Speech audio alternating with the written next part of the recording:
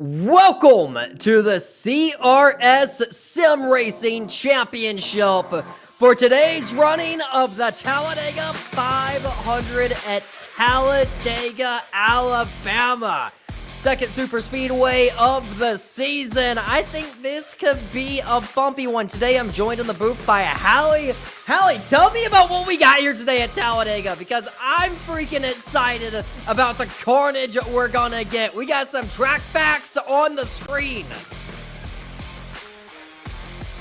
Oh, that was meant to fade in more gracefully. Welcome along, Talladega. Second super speedway of the season here. We did Daytona once. We're going to go to one that's even bigger and has even more space to run with, as well as that classic start-finish line. This is, of course, miles down the straight. Came a bit of a fuel race last time. Let's just say it was practice here for the drivers on the track.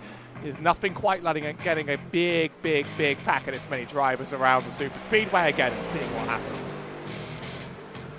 Oh, I am so pumped up. You see it there on the screen now. Here's the schedule. I mean, we did Daytona. That was a fuel mileage race. Indianapolis, it was a bit of a wreck fest, a bit of carnage. And now we're going to the NASCAR's wild card.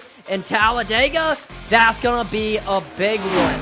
Stay tuned for next week, because we got the World 600 at Charlotte on December 7th. These drivers are heading into qualifying. So in qualifying, all you gotta do, try put the car up front, hold it wide open. There's not too much to do here. You really just don't screw it up, qualify the car. I'm sure we're gonna have a fair amount of contenders intentionally starting from the tail end. Hallie, what do you think? Do you think it's better to start at the back of the field, or try a qualify up front and run all the way to the finish?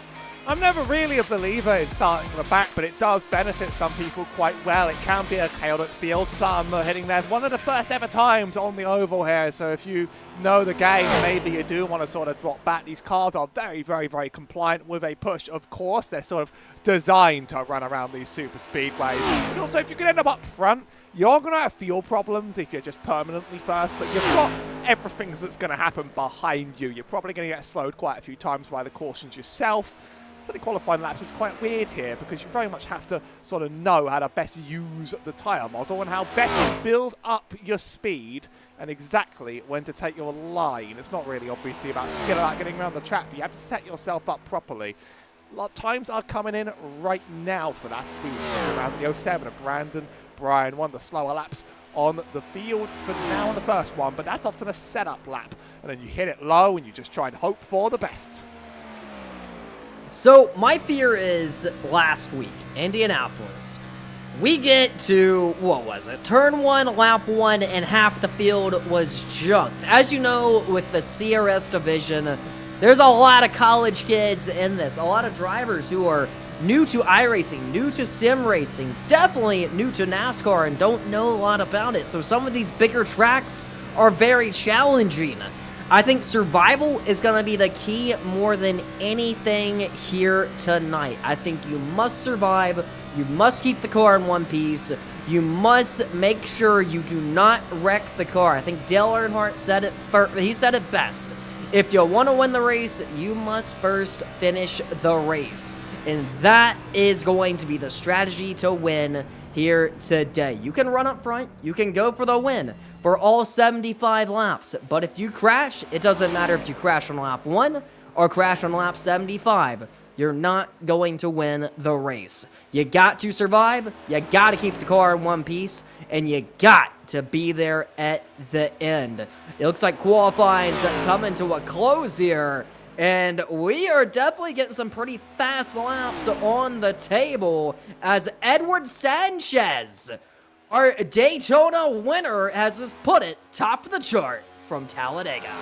Fastest first time around. I think crashing here is a little bit of a team effort, though. Indianapolis' biggest problem was this is quite a sensitive car. First time, and I gotta say, setting a schedule and sending Indianapolis as their first skill tester track is sort of like a trial by fire.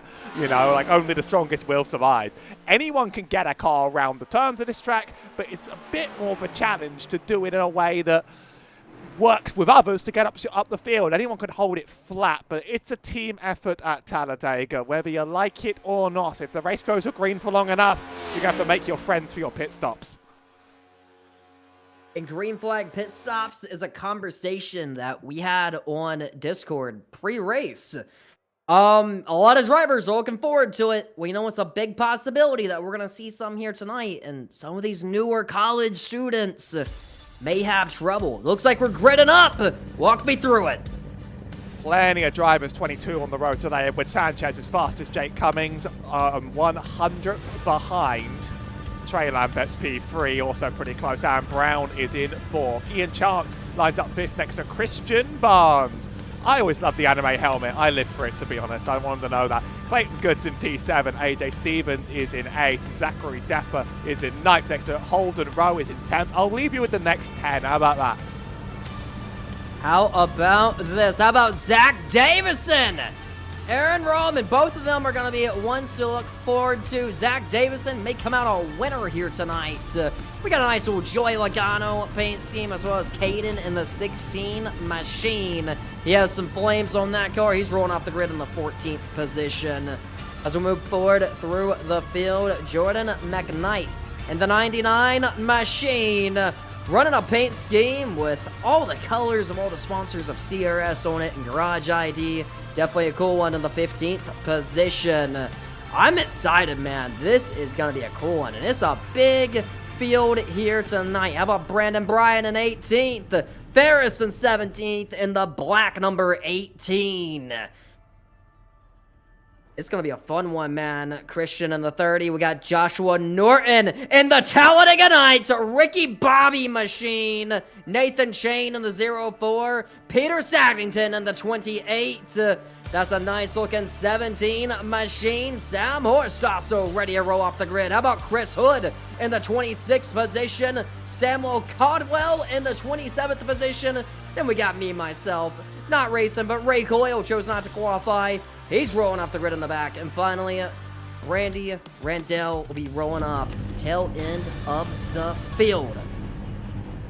Well, I guess it's time to roll here. Make it 30 rather than 20. I mean, Talladega always brings out plenty of people who are absolutely fascinated at it, let me put it like that. We're running 75 laps. If we stay green, it's an hour to the end, but you don't often stay green forever. We have some people in the race were asking, there are no fast repairs. You take damage, you're going to have to fix every last bit of it on that car on the road, and it's very likely that a big caution will take out the field on a track that lets you go 3 wide the whole way around. And of course, an iconic start-finish line right at the end. There's often drama here at Talladega, let me put it like that. We got the Bitcoin Lambo himself, the big man, Peter Saddington, rolling off the grid in the 22nd position. This is an opportunity race for Peter Saddington. He's going to take some of these college kids to school here tonight and try a pull-off of victory. He's going to try to be victorious. I'm ready to roll, man. I'm excited, but I'm expecting carnage on lap number 1. I'm expecting this to quite possibly get a little bumpy, get a little ugly. But that's the fun of this division. That's the fun of college racing. That's the fun of college sim racing. So as we are on the pace lap, Edward Sanchez is going to be leading them to get the green flag as he's looking for his 2nd win of the season and to be 1 step closer to being victorious with the championship. It's a long race, and I'd be wary about causing carnage on the first lap around there. You've got to settle into line, and you've got to just stick with people for a long time. It's not hard to make it round, but it's people to get impatient for positions early that could cause problems. I always expect things to flare up near the end around here and to be a little bit slow and peaceful, but I was surprised last week, so I could get surprised this week. Who really knows? Well, here we go. The pace car has hit pit road at Talladega for the CRS Talladega 500 presented by DriveSmart. Edward Sanchez has the start of the race in his hands, and the green flag is officially flying. How long till we see chaos unravel? Are we going to see a big crash on lap number 1? The outside is automatically moving, and take a look at that. just barely getting down. We got a lead change up front, and they're 4 wide. Coming up, turn number 2. Hold your breath down the back straightaway. That I've never quite seen him go that wide on lap 1, but if you do this too much, very quickly you're going to find what happens. Peter Saddington held all the way up to the top, and what happens is you just get side drafted out of it if you don't have friends to work with. You can get impatient and try and work your way up. You can try and get impatient and just try and force your way around people you have a run on, but you'll very quickly find that if you do too much moving, you will disappear off the back of this pack and you'll be a goner forever. Yeah, it's the people who are just going to run double file, who are going to stick in their lane, who are going to make a move when it makes sense for them, that are going to get up. Otherwise, you have to wait for a caution to get you back. We're already separating all the way down this field. We do see the outside attempting to come in. A little bit of bump drafting up there. You got to work twice as hard to get the outside to come in. The outside groove is normally the fastest, but you got to push a little bit more because it's not the shortest way around. The bottom is the shortest. The bottom's going to get you around the track the quickest, but you're also trapped.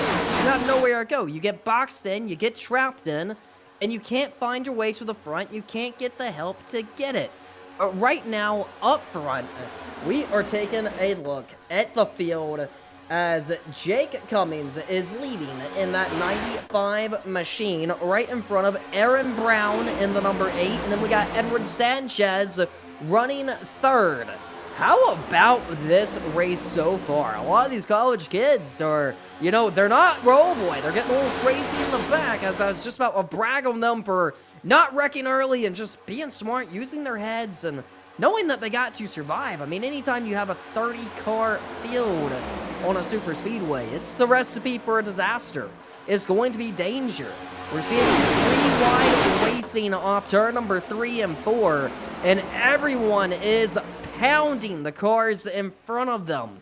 I think I see about 10 to 12 guys that are wanting to go to the front right now. You see probably about 10 guys as well, just content with running mid-pack. And you see about 10 guys saying, I want to survive and run at the tail end of this pack. 3 different strategies, but you also got to worry about fuel mileage in case we do go green flag racing for the first 30 or 40 laps here, and we have to make a green flag pit stop. Christian Barnes was leading that top line just by himself, and the 31 of AJ Stevens in the black and green car tried to sort of get his nose out and think, I can pass this guy. What's the first thing that happens? I need to finish that fault. We do have wrecking in the back. Sam Horst is around, and that's a yellow flag. Sam Horst, the hitman, driver of the number 6, has ran into some danger here at Talladega, and this is going to be the first yellow flag of the day. Looks like the 30 got into him, 24's involved, couple cars involved, but Sam definitely quite possibly got the worst end of it. The 99 is backwards, 3 wide here. Was it just a case of bump drafting gone wrong? No, maybe the 30 came up, maybe the 6 came down. I'm not completely too sure. That 99 got the worst of the damage. He actually got completely hooked into the wall. He's got a damage repairs flag. So does this 17, who, to be honest, I'm not really sure how he picked that up unless he decides to wreck. Oh, no. Into the Oh, my gosh. He's done for. That's, I mean, that is why you have to be very mindful under yellow. Here's Jose de la Casas, who, look, there are red cars down there on the infield. A quick way to end your race is to think you can catch the field as quickly as you can and lose that out. And that engine's blown. That engine's gone. That's done. Reporting back on this big wreck, though. This is what's going to happen. Jose is the owner of the Ferris Race Series, which is also owned by Garage ID, ran through Garage ID, and another series you can join up on and go racing in, similar to the CRS Sim Racing Championship. You know, we got a lot of everything. We got sim racing. We also got some real life racing, and CRS is truly the gateway for drivers that are in college that want to get their foot in the door. This is their foot in the door, and you know, Jose in the 17, you hate to see him already with damage, but he has a lot of cool things to look forward to. Go check out Garage ID, see what you can find on there. You're going to find something, especially if you're aspiring race car driver. Now, I'm noticing a lot of these cars in the line aren't holding the steadiest line. That may have been what contributed to this crash. And I just can't see if the 30 came up or if the 6 came down for that contact, man. I mean, maybe they just ran together and it wasn't really anyone's fault. It looks a little bit more to me like that 30's running out of lane. Look at how it moves compared to the cars around it here. That 6 has a big run, and it could give more space for sure. But look at kind of comparison to the 04 and the 18 in front and behind. Now that's out of line with the 18. That's a drift up. Might have been caused by a bit of aero push from the 04, not expecting it. And that is a little bit of understeer. What's unfortunate is that hook on the 99 is on the unfortunate side, though. That's a really innocent victim. My goodness. I mean, we knew the crash was going to happen, but, I mean, it didn't happen on lap 1, so we are happy about that. Man, I mean, we look out up front now. It appears that, I think Aaron Brown has actually picked up the lead. A few guys may have came in a top up on fuel, because we know fuel mileage is quite possibly going to be an issue, but this championship appears to be coming down to Aaron Brown and Edward Sanchez, as they're top 2 in the point standings right now. Aaron Brown looking for back-to-back wins. He just won the Brickyard 400. Now he's at the Talladega 500 and just trying to prove that he's the best sim racer in this division. And I think Edward Sanchez is really going to give him a run for his money. This is shaping up to be that this is going to be the championship battle. This is what it's going to come down to. And these drivers know it. They're trying to get a little bit more out of each other. They're trying to make sure that they beat each other here today. And within doing that, you got to make sure you don't beat yourself. There's a lot of money on the line for this championship, especially for these paid CRS members and these college kids. And man, whoever gets their hands on the prize here, they're going to win big. And Aaron Brown, that 16 car, I think he's ready for war. But I go back to Daytona when Edward Sanchez put together a final lap pass for the win.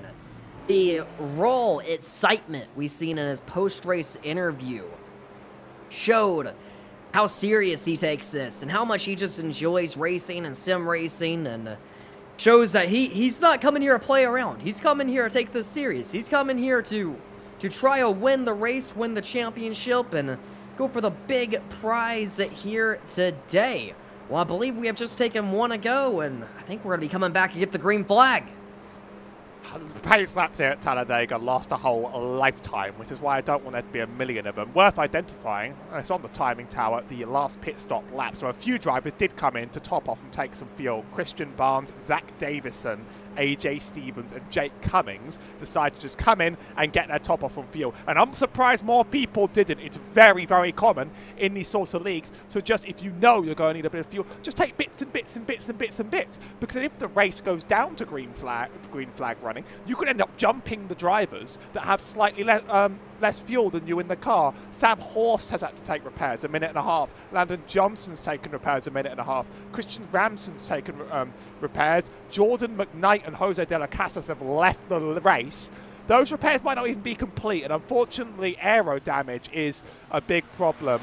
Worth reminding about iRacing restart rules, as the league admin is reminding many of these drivers, you can only pass on the outside before you hit the start-finish line here.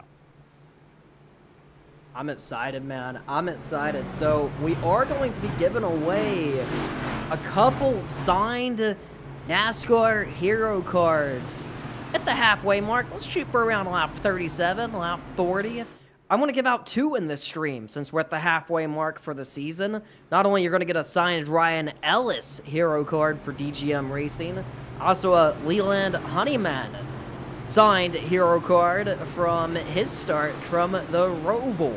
So in order to win that giveaway, all you got to do is put something in the chat. It doesn't matter what channel you're watching on, whether if that is over on Garage ID, DLB TV, or the Go Drive Smart YouTube channel. Put something in the chat, and we're going to do a random draw and pick a random commenter.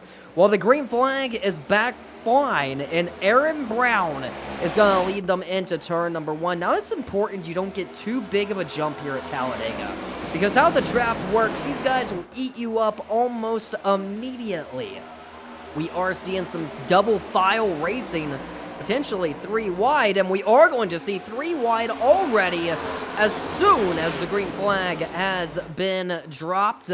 I'm curious, how long is it going to be until the next yellow flag of the race? Here we go! We got the race on back here. One car got shot underneath the yellow line down the back straightaway. Is he going to merge back up? He's still on the apron. This is Aaron Ramon. Now, I'm just watching drivers here that are less patient than they really should know around there. Obviously, they haven't gotten to do many of these races very often, so sort of don't blame those further back for not knowing the implicit rules of the road, but really, like, a lot of this is kind of unnecessary, and a lot of this too wide is slowing people down. You can make 2 lanes, and in fact, you know, you'll see drivers in real life make 2 lanes all the time, but they'll stay there and they'll stick there, and then they'll hang with it. They won't, and also they'll try not to side drop, because these cars, when they get next to each other in iRacing, are ridiculously sensitive. They slow each other down so much. If you're moving around constantly, darting up and down lanes, you are going to fall back, and maybe some people might do that on purpose, as you have pointed out, but this single file running, this is sort of discipline. There's going to be chances to get ahead and make your move and make it matter, but you certainly can't just take that on your own schedule here. So we are approaching 65 laps remaining. We're seeing a lot of the front contenders go single file and just say, I don't want to lose positions. I want to take care of my car. I don't want to wreck here, is what they are doing. I think a lot of these college kids who are getting the laps under their belt, getting the track time under their belt, are wising up week by week, and that's something that's really fun to watch here. But look at this, side by side, kind of tail end of the pack. These guys are trying to get that outside going. They don't have a lot to lose unless they crash here. So there's a lot going on. A few cars have lost the draft, a few cars are trying the outside, and there's a lot of contenders up front that are running single file, but they're getting more help. More drivers are jumping to the top, but one driver I'm watching in this field is that driver in the 4th position, Clayton Good. He was so fast at Daytona. He's working with CJ McLaughlin. They were drafting buddies until that tragically ended with a big crash. But Clayton Good, he has proved in the past he knows how to get it done here at Talladega. He knows he can get up there and go win this baby. He knows he doesn't got to win it on lap number 11. He doesn't got to win it on lap number 73, 74. He knows the only lap that's going to pay is lap 75. And when he's ready to pull the pin out of the grenade and go put that baby up to the lead, this race is going to be on.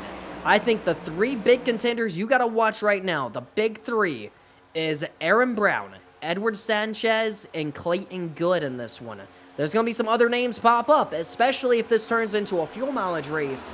And with the green flag racing we are currently getting, it very well may be a fuel mileage race. We're seeing a couple cars really try that outside. But the leader looking out back, all he sees is a single file train behind him. These cars are great at giving pushes to each other. They're very stable, and you can just shove even through the corners. So much aero sucking them to the ground, and that's what Edward Sanchez is doing. If you overdo it, you're going to have to watch your engine temperatures. Of course, these things can overheat, and they can have a very bad time in the NASCAR off-season. We're going to be hitting the Daytona 500 very soon, and I wonder how many of these drivers will try and enter the iRacing one. Anyone with a C license and above can race in the iRacing Daytona 500, and some of them are on brand new accounts. They've clearly just gotten started. Some of them are on accounts that have been on this sim for a long time and have good ratings and are very competitive, let me tell you that. Edward Sanchez, 5,000 iRating, which in iRacing, that's a very big deal. You are a very strong oval racer, and you're hoping to get good results in any league you enter. Oh, you're practically a veteran with a 5,000 I rating. So Ferris, who fortunately, I think he had a little crash early on. He has some fans in the lobby, and that's always good to see. I think we got a good field in here, man. We got a good field. Ferris might still be moving, but we had some big crash at the beginning that took out a lot of competitors, and there he is, 18 Ferris. He's holding up strong. The fans are cheering him on in the black number 18 as they are watching their favorite driver, their friends, their family go war here at Talladega and try to come out victorious. I mean, and this is a track where this is quite possibly the only track where it doesn't matter. Whoa, spinner in the back! Whoa, here we go. 22's and bobbed. Oh, Zach Davison potentially got the worst of it. I don't see any damage. I don't know how he would have kept that car clean. I think he actually did sort of get away with that, which is pretty incredible. Oh no, we do have one meatball flag in the field on Brant Gladstone. Let's take a look from the blimp, see what happened. Brant Gladstone, then the 9's taken some serious damage. There goes the 19. Got into the 19 of Zach. Oh, that's the shot. It's they have a different number in the simulator than they do on the car. It's a thing you could do in iRacing. To be honest, it drives me crazy when people do it. But it's a 16, gives one shove to the 19, and then from behind, the 24 is also giving a shove. And that's leading to a lot of trouble. And definitely that Logano car is innocent in this, and he's just a victim. Hold up. That's not very useful. These two are teammates. That's what I'm worried about. They are teammates in that 19 and 6 car. And they just took each other out with potentially a bad bump draft. The team meetings on Monday morning might be a little harsh. Oh, the 24. I know the 6th argument the is going to be the 24 game on a big shot. 19, oh my goodness. Pretty square hit. It's almost like iRacing popped the bumper back out after he hit. But that's still a meatball flag, and that means it has to be repaired. And some damage, if you lose a wheel, can't be repaired. Here's Joshua Norton in the Wonder Bread 24. That's a big shot, and that's not what you're expecting in the mid-corner. Pushing the pusher is a thing they tell you not to do in iRacing lobbies, and they do that for a reason. It's because they're already square on someone's bumper. They're already trying to maintain. They do not need their shove of their own, and it will lead to other victims on the field. I wonder if Grant can even repair the damage to this car. Looks like the wheel is connected to the front, which means that that car might be able to move again. Some other drivers are taking fuel. Christian Ramson was unaffected, but looks like just to be taking a little bit of fuel. Tyres as well, which you might have just accidentally left on because they're not going to be a limiting factor in a race this distance. But if you're going to be joining the back of the field, you know, you're going to join the back of the field, not the biggest deal in the world, and also might be trying to get a little bit of damage from earlier repaired off. Here come the leaders, though. Aaron Brown, Edward Sanchez, Trey Lambert, and not Zachary Depper. Clayton Good. There's a lot of the top drivers there coming into the pit lane now. You about have to come in. I mean, we know the fuel window is normally right around what? Probably anywhere from 29 to 38 laps. If you're lucky, you might be able to stretch it a bit more with a yellow or two. But any extra laps you can get of fuel is gonna be a help. And oh no, I think he slid it. Sanchez missed Edward his pit Sanchez box. Slid it in a bit too deep, came in a little too hot there. That cost him a and place. He's gonna learn, you know, for future pit stops that, especially if they're under green, because that's gonna cost you.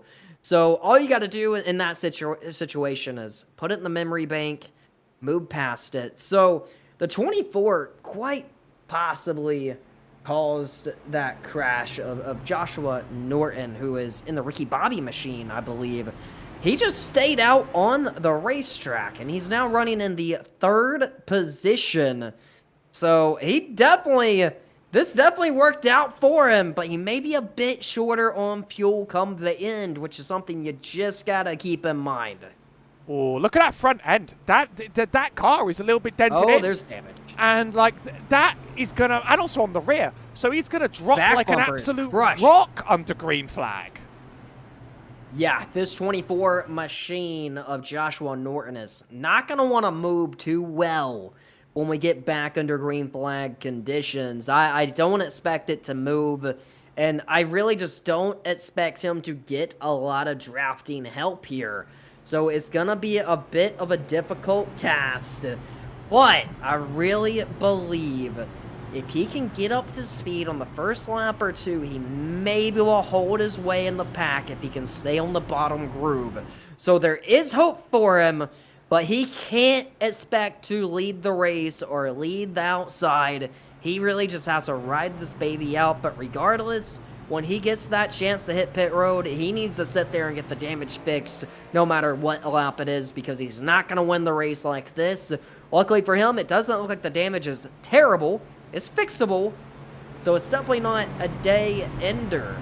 But we got some other cars that's been involved in crashes today that are still alive in this thing and still moving and getting their damage repaired and, you know, but up here contending for top 15 speeds. I mean, there's definitely a lot of cars still in this pack that have a shot to win, and that 24 of Joshua Norton is definitely leading the pack out of all the cars that have been involved in crashes.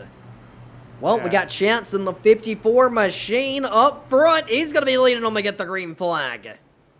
I'm concerned about this bottom lane right now because they're going to get stacked up by Joshua Norton very, very quick here, and there's almost nothing you can do about it. He is aware about the damage. I'm listening in on the race chat, and he knows people are asking how much damage. He's like, I've got it on the front and the rear, but it will have an impact more than he possibly expects, and that could be controversial for that line. Race control obviously reminding about the restart rules. I don't know that, how they're enforcing the yellow line, but in iRacing, it's typically not strictly enforced in the same way that it is in NASCAR. You can pass under there, but you have to rejoin safely, and it's your fault if you force your way up. So we won't be getting the NASCAR cameras out here on the field, and they're not clearing any black flags either. So you have to listen to race control instruction on restarts.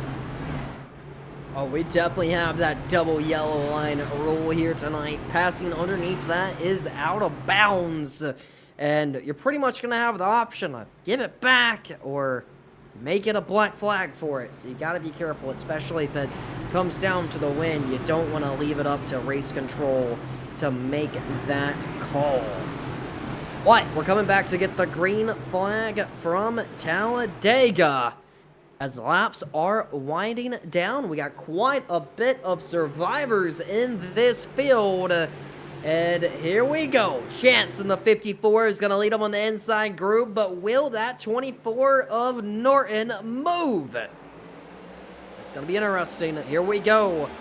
We expected the outside to really take off. So when you hear that in voice chat of, yeah, I got damage and it's hurt, that's telling a lot of drivers in the field, don't go with me. You know, even if they're not going to say it out loud, they're saying, I don't want to go with that guy. I don't want to be stuck behind that guy. And that's why we just seen Edward Sanchez jump to the outside. He's been calm all day, and we're seeing everyone jump to the outside to avoid that 24 of Norton. I think the outside is really going to be the successor here, as we got a lead change up front. Aaron Brown is going to retake it with Edward Sanchez, and they're both going to jump down to the bottom. How about it? The 23 is going to try and get down. There's not enough room, but he finds his way down to the bottom. He was a little aggressive with it, but he definitely made it happen. Christian Barnes got a black flag for passing a car on the inside that was checking up. Very interested if they do clear that, because they did warn they wouldn't clear for these sorts of things. So that could be a stop under green flag conditions that ain't getting cleared for Christian Barnes, and he was a real factor in the Indianapolis race. He's not really shown up yet here, and that might take him out for good. 24's been shuffled back, but we're pretty much back to single file racing now. That 49 car behind is staying tucked in line, and the single file is sort of benefiting him enough that actually he's not being completely killed out here, but the fastest drivers are still making their tandem push known. The black flag was cleared for Christian Barnes, so he will be able to continue racing. They did review that penalty, and he'll be still racing out here on the field. So we are seeing Chance, you let him get the green flag, and since he was on the bottom, nobody just went with him because they thought the damage score on the bottom wasn't going to do it. So he paid the price a little bit here and dropped down to the 5th position. Clayton Good, I was bragging on him earlier. Looks like he has lost a bit of ground, now running in the 8th position. We got Chris Hood running in 9th. AJ Stevens rounding out the top 10 in that 31 machine. But it appears once again we're just seeing some single file racing from Talladega. They know they got to get to the end. They know they got to protect their cars. They know they got to do what they got to do to survive and be there at the end and have a shot to win. There's a smoke cloud where I guess somebody must have came up pit road and locked it up pretty deep there down the front straightaway. That is fading away. But man, this race is getting intense. I'm looking at Sam Horst as well. But let's look at this. We got a car on pit road. Let's try to find the smoke. Ooh. Oh man, he spun on entry. This was Morgan Squires. I don't think he intended to enter pit lane, actually. I think he had contact with a 73. This is where the smoke came from. He goes around, smashes the car hard, and is now inducted into pit road. So that is unfortunate, and that's why you saw him there, and that's why you saw the smoke returning. Wildness, I mean, that's where it says, especially if you're not up here contending for the win, you take care of the car and just don't do things that's going to set you back. Fortunately for him, he's going to catch back up here. You know, we're going to get more yellow flags. He's not out of this thing yet. His car isn't severely hurt, so he should be okay. But I'm looking at some names. Sam Horst in the number 6 car running in the 16th position. He's been involved in 2 crashes here tonight. Not directly with one of them, but he's living proof that this thing isn't over, even if you do get a little bit of damage on your car, even if you do spin out, even if you do gotta pit every yellow and get your damage repaired. Because I look at Sam Horst to be in the top 10 come the end if he can keep that car clean. But right now, it's a single file train, baby. Choo-choo all the way back from first to probably about 20th. Nobody really wants to jump out on board with Edward Sanchez. As you see it, he's hauling it in turn number 1, 192 miles per hour. He doesn't want to jump out. You're probably wondering, why isn't Edwards making the move and just taking the lead? He's running in second. He can clearly do it if he wants to. Well, he's scared if he jumps high, he won't get the help, and he may go from second all the way down to 25th because he's not going to get that help, and he's going to be on an island of his own on the outside group if he does make that jump. It's like falling off a cliff sometimes. The benefit of being in a group like this with some drivers with, like, you know, the 23 and the 8 and the 29 who've been running up the front all race and clearly know their place here is it's very unlikely that you guys are going to get wrecked. And if all the wrecks happen, they're going to happen behind you, and yes, I'll slow you down for a bit and they'll be a little bit annoying, but they're not going to put you in mortal danger. So that's why sometimes having these nice little groups is fun for you. But I am concerned about Aaron Brown up the front just because running only in first is horrible for your fuel economy. He did make a stop under the last caution. Notice all the top 3 drivers, they stopped under the caution, and then they gapped Depper, Chance and Norton, all of which did not stop under the caution. So our top 3 are people that made that stop. They cycled back up to the front. That'll help their fuel mileage, but still you save a lot more in the draft, and they're not going to be trading that back and forth. So we look at the pit window to potentially open. You know, if these drivers are lucky, they may be able to make it a lap 55 after pitting, which nobody's going to have the fuel to make it to the end. Everyone has to make it at least one more stop. But some of these guys who haven't pitted yet, they may be in a bit of trouble here very, very soon. They might be able to make it 15 more laps, but they're going to have to look at pitting. And like you said, the car up front is going to use the most fuel. Look at this, a lap car is going to merge right in front of the leaders. This may be bad. Somebody's going to hit him. I can't believe what we just seen. This is chaotic. Ain't no way is everyone going to miss him. Christian Ramsden, I have not seen respect for the lap down that people are asking race control to remove him from the race from that, and I can understand wanting to join the pack, but he was below the line, comes back. What is he doing? Wow.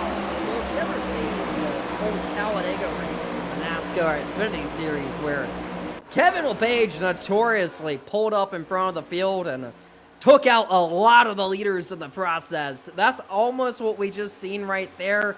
Fortunately, it wasn't as bad, but good Well, you know, for these drivers in the lead pack, being on the lookout, because that could have killed every single one of the leaders just like that. So we're seeing one of the lap cars. I believe that's Caden McDaniel on the outside.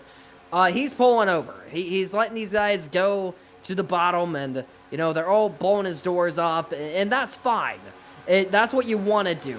But because of that, we now have broken this lead pack into 2 separate packs now, and really let some of the leaders get away.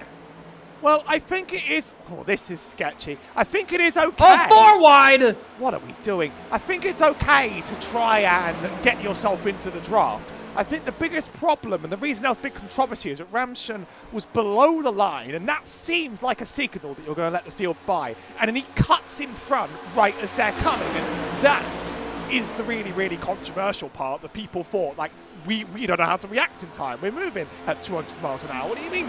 That's the thing I think that a lot of people really hate. You can try and pull yourself up into the field. It's not really recommended. You won't make friends for it, but it's better than that. I'll talk now about having to catch this lead pack because people needing to work together for it, because that has really disrupted this race. And quite a few drivers, Aaron Raman leads these next packs, and they're fighting each other as well. So this is what you don't want to do. You don't want to run side by side. You already have lost the lead pack. What you want to do right now is get single file and just shove, but you don't want to be the reason that the yellow flag flies, and unfortunately, it appears they're going to be the reason why the yellow flag flies. They're currently 3 wide. There's not much to gain right now. There's absolutely nothing. There's more to lose than to gain for doing this, what they're doing. It's going to single out, and they're going to get in line. But as far as catching the leaders, that dream may be over now. They just got to wait for that yellow flag. And, you know, if green flag pit stops ahead, there's a good chance they're going to get that yellow flag, and they're going to get their wish. But till then, they just got to make sure that they survive. They keep the wheels on the track, keep the wheels on the car, and don't set yourself back more than you have already.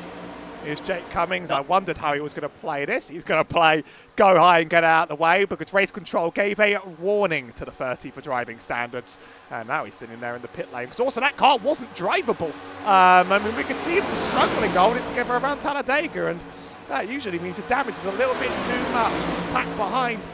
They are racy, and I'm still concerned and confused by it. They've got a bit more single file, but the coordination isn't there, and you're racing against some of the best people in this series up in that pack up ahead. That's just not how you're going to make it. You're about 5 seconds back from the leader. Now we're single file, but are they going to push properly? That's going to be a difficult question. That is going to be quite the question, and honestly, like I said, there's a lot of college kids in here that, don't necessarily have the experience, and you see that when these moments arise of where the leaders are coming, and how do I get out of the way? I want to run the fastest route, I want to get up onto the racetrack, and you don't really have the experience of being like, well, these guys are going 200 miles per hour, and I'm going 160. I want to get up and, get picked up in the lead pack, and you don't really quite understand that some of these guys may not see you, and they may mow you over, and it can be tragic for a lot of these guys in the lead pack, but, this is an opportunity race for an underdog winner. Right now, we're 2 races in, we got 2 different winners, and them 2 different winners are running in the 1st and 2nd position. Well, if we get a 3rd different winner today, think about what that's going to do for this championship run, as it's only going to shake up. Oh boy, look at this 3 wide under the yellow line. That they're wrecking. 16 is around. Well, they're arguing about that one in the chat already. It's the 88 and the 16, and well, you talked about the yellow line. This is how it happens. A little bit of a push from the 28, but he goes under. And then he's pushed by the 28 back up on top. Oh my goodness. This has gotten wild. So the 28 is Peter Saddington, the owner of the league. Looks like he went. Nice shot right there. He got that 88 moving. He got him hustling. I don't think he anticipated that the 88 was going to go underneath the yellow line. And when he did, I think he just naturally followed him. and we got a little crash there because of it. I think he pushes that 88 below the yellow because he gives him a shot to the right rear, and that moves him down the track. That's what I also will say don't know that 88 intentionally went below the line rather than giving that momentum to the car in front of it. I'm not completely sure. That's just tricky because I wonder if the shot here to the sort of that corner moves. I'll look at his wheel because, you know, you might be right as well. And that's very interesting. Here's the onboard with the wheel. I know he's going to sort of move his wheel down a bit, but does he sort of actively go for that move? He's already a little bit Well, he sketchy. hit the apron there. And then... Oh, he is going for it. He went for it. He just went for it. I think he realized I'm not supposed to go below the yellow line. Realized he was screwing up, and then maybe panicked, and it was game over after that. No serious damage, no serious victims. Probably another pit stop round. I'm going to shout out Joshua Norton. Damaged car. I thought he was just done and he had no chance. Held on to P6 in line the whole time. Wasn't passed by Holden Rowe. And I do wonder how he places now. Does he take all the damage repairs to get more speed? Or does he think, I was fast enough and I value this track position, because he didn't actually completely destroy that Lawrence prospect. Ian Chance stays out. That's a curious one. 32 laps in the stint. I think he might have been a lap down. Oh, again, overshot it. Box again. Both pit stops. He is paying the price. At that point, you turn tires off and let it rip. He's going to come out in the second position. It's not completely devastating under yellow because you lose 1 or 2 places. If something happens under green, you lose the pack you came with, but it's looking like we're not going to get a green flag pit stop today. And that means if you lose a couple places, he was able to get around other drivers last time. 3 drivers not stopping: Ian Chance, Matthew Bodgering, and Peter Saddington. All not stopping. Ian Chance's 33 lap stint though, so I have the feeling like he's going to need to do it. I like the call from Peter Saddington. You was just involved in a crash. Screw it. Get the track position. You know, you're not going to win it from 15th. Take the gamble. Put yourself inside the top 5 and go get that win, baby. I love the energy. Last week he was shooting for a top 10. Well, today he very well may be shooting for a win. Running in the 3rd position. And, you know, this is going to put him second car on the inside lane, which is going to be big if they can get that baby moving. We have had a lot of crashes today. We have had a lot of cars wreck out, but we still have, what, 21 cars on the lead lap? We got a lot of cars still in contention. We got a lot of cars still going for this baby. Indianapolis, we've lost every other car by, you know, the first 5 minutes. We've only lost 3 cars in a 29-car grid today, so everybody's still here. I mean, we've lost 4 really because Christian Ramson isn't leaving that pit box anytime soon. I think neither is Morgan Squires, and even if he does, that car is not going to be in any fit state.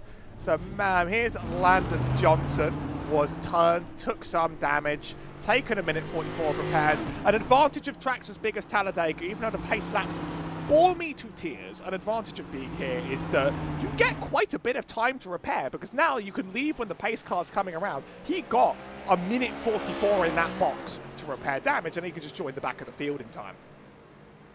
Man, there's so many official iRacing races. I have one at Daytona, Talladega, where you may be involved in a crash and you got enough time to come up pit road and get that damage repaired and still be able to just drive your way back up to the front. You may be a little beat up, you may be a little hurt, a little bruised up, may have a dent here, a scrape here, but you can still go win this baby. There's times where I've won races on here while getting wrecked on lap 1, and by lap 35, you're leading this baby.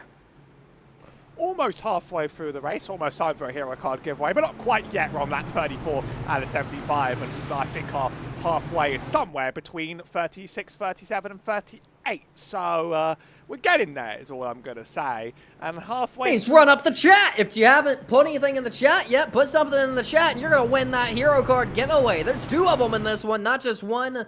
Both Ryan Ellis and Leland Honeyman, both of them are autographed, and they'll be shipping out to you tomorrow morning.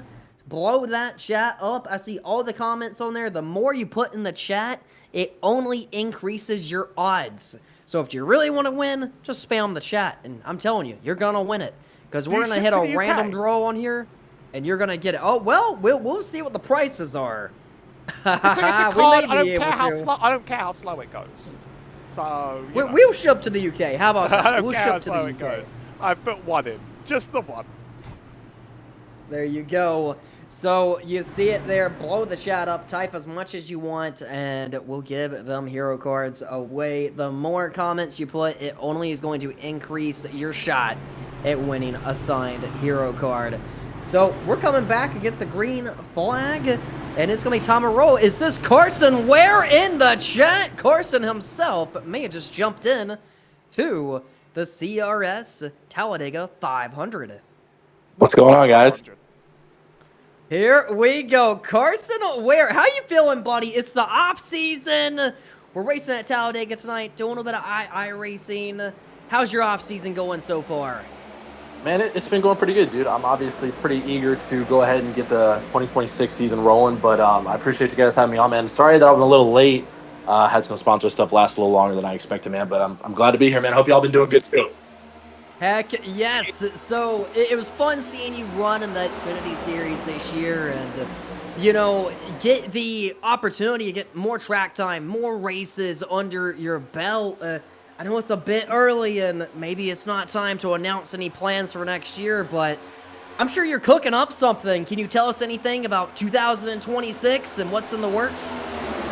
Yeah, so I can't really go into too much detail at the moment, but I can promise you guys and any fans out there, man, that I'll definitely be racing the most I've ever raced in my entire career, and I'm gonna have the right pieces of the puzzle behind me and resources that I've never had before. So it's gonna be a really exciting year, and I'm really looking forward to it, man. I think all the CRW fans will get real jacked up over it too, man. It's gonna be sick. Oh, it's going to be awesome. And I know that you've done a fair amount of racing between both the NASCAR Xfinity Series and also, some Cars Tours, some more local short track racing. How big has the short track racing been to you with helping you in the NASCAR Xfinity Series car? Yeah, no, it's been super crucial. It's being a part time in the Xfinity Series is can have its disadvantages. With not having seat time every weekend, like some of the other full time guys get, or even guys that are running 60-50% of the schedule, right? So that seat time during the off weekends for me on the Xfinity side was crucial to be in a seat of some sort, right? Just having seat time and being in a race car is a huge positive, especially for me. And I was fortunate enough that I got to win at Ace in Cars Tour with the Pro Late model. We worked for a racing at Ace, and had some other good runs. We closed out the Owners Championship in Cars Tour. So it's been a huge addition to my success and just continuing to learn and having seat time, man. And I definitely can say too, there'll be a lot of short track racing next year too. I am so excited. So for our viewers tuned in, we currently just had the big one at Talladega. A lot of cars involved. So Carson, a lot of kids in this series are college kids, new to iRacing, new to sim racing. A lot of them are on fresh iRacing accounts. Don't even know much about NASCAR. What advice would you give them at a track like Talladega? True. I think, whether it's sim racing or in real life, right? I think patience is a huge factor of super speedway racing. I think you guys agree too. I think one thing that I kind of learned is from last year's Talladega is like, there were times in the car where you're like, you want to take advantage of the opportunity to get some more spots, but you gotta weigh it out, right? Like, is it really worth it to go for it? What if it doesn't work out? And super speedway racing is really exciting, right, man? Your blood pressure's, freaking through the roof, man. It's exciting. You're door to door with people, man. So I just say, just be patient, man. Make sure you got some friends out there, because friends can go a long way. That's something that you can end up winning a race with, right? So I just say biggest thing is probably just patience, man, and timing. I think timing and patience is really key on super speedways. And all of these kids are, wanting to not only get into sim racing, but get into a real life car, whether if that's, at their local short track or go-karting or in a Miata or whatever the case may be. What advice would you give one of these college kids that is just wanting to get their foot in the door, and what's the biggest lesson you can kind of give them just to get them to the position that you're in? Yeah, absolutely. I'd say honestly, I think the biggest thing is that a lot of people either just getting into racing or wanting to start out in racing, the biggest thing that I think majority of people worry about is, well, I don't have the money, I don't have the funding, right? And obviously, sponsorship and having money to go racing is a crucial part of, longevity in racing and making it happen and eventually getting to NASCAR, right? But I'd say one of the most beneficial things and crucial things is put the worry of the money stuff to the side, right? For the most part, obviously, it still costs money to go racing, but I'd say really emphasize and really work on building relationships with people because, you know, over the years and stuff, I've built relationships with people that I can call family now that have offered to let me drive their race car for free, or they offer to do this and that for me because they know that I'm not going to tear the car up, or there's so many things and so much valuable stuff that comes with just having quality relationships with people in a garage, and that can open up a lot of doors for people that may have not had a chance to go racing yet, or maybe racing go-karts right now and looking to get into a Legends car, but they don't know anybody. So I just really say it's just something that my dad taught me that I've really, paid attention to and tried to apply in my life is just building relationships with people, being around the racetrack, being at race shops, offering to intern for free, and just being involved to some degree, because you never know. And I've known a lot of guys that have gotten opportunities by just being around, building good relationships with people and letting people get to know them. So I'd say that's probably the most valuable lesson that I've learned that I would, pass down to some of these guys. So, as a lot of the viewers know, Carson Ware is more than just a race car driver. He's more than just a NASCAR Xfinity Series driver. He's more than just a Cars Tour driver. He's also a musical artist. He makes rap music. He has a bunch of crazy cool music videos. Well, we know that you got plans next year, get more track time and bigger opportunities on the table. Is there anything new that you can talk about with your music career? Any new singles coming out, or anything you just dropped, or any music videos you're cooking up here in the off season? Because we know you got a little bit more spare time now. Yeah, I'm definitely working. I actually just went to the studio a couple days ago and made some more music and stuff, and making some plans for next year to incorporate that stuff into my racing and whatnot. So, as of this moment right now, I actually, not working on any videos or anything right now, but we are planning to do a lot of that next year, and got a lot of cool stuff. And I'm also going to announce that is going to be a platform for other drivers and other creators and people in racing and in the industry to get involved with to help them grow and stuff. So next year is going to be really big. There's so many different things, even aside from the racing and me being in the car. I'd say 2026 is going to be a really big year for me, man. And there's a lot of stuff I'm cooking up for not even just me, but everybody in racing. So. I'm really happy for you. I can tell the tone in your voice right now. You are more than pumped, and you deserve it because you worked so freaking hard. And there's so many highs and lows in pro sports or any dream that you're chasing. And I hear it in your voice right now that you are pumped up. You're ready to go. You got big opportunities ahead. And tell me a little bit about the highs and lows and just how you stay motivated to keep digging. In racing, you can get crashed out 5 weeks in a row, and, you may feel like your career may be on the line at points, and you got to dig through it. You got to fight through it. And, Carson, we all know that you're a fighter, and you're about to put together one of your biggest opportunities. And just anyone out there that's fighting for their career and wanting to prove that they're one of the best, what advice could you give them for that? Honestly, man, I just say no matter what, you just enjoy what you're doing. The racing stuff, whether you're racing for Hendrick or Joe Gibbs or Penske or any of these top teams in NASCAR, or running for teams that may not have as much resources or funding and whatnot, man, you just got to always enjoy what you're doing, right? Because unfortunately with racing, and it's a little bit easier to do this at short track level, but as far as the NASCAR stuff goes, man, we're gonna lose a guy like me that's hasn't had the opportunities that I'll have next year, but it's like, we're going to lose probably 80 to 90% of the races we enter. Right. So, that being said, you got to enjoy the moment, man. Don't think too far ahead. I'd say being mindful, and when you're at the racetrack, no matter how good or bad it is, man, just appreciating that moment and enjoying it for what you can.